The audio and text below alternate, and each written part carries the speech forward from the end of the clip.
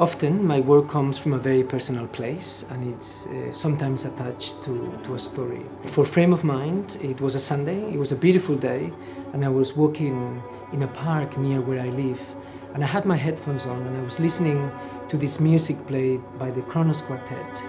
And it was a composition by an American musician called Bryce Desna, who is also a member of a band that I really like called The National.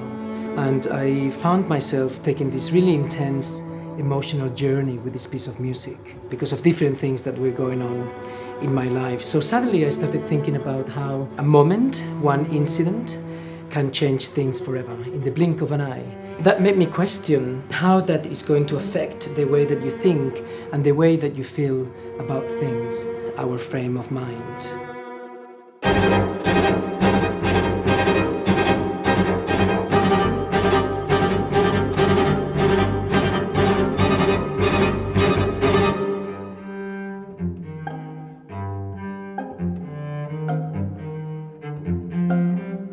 My emotional journey that day, as I was listening to this very powerful piece of music, was one of fear and separation, of love and longing. It was a journey of feeling alone despite being surrounded by people.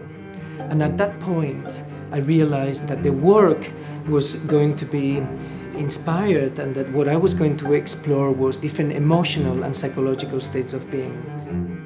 When I think of Frame of Mind, I think of a way of describing a momentary focus, the way that we see and that we feel about something. But of course, this work wasn't going to be just about me and about my frame of mind and my emotions. After all, I work with dancers, with human beings, not with paint. And I knew that the experience of making this work with the dancers would make it more universal.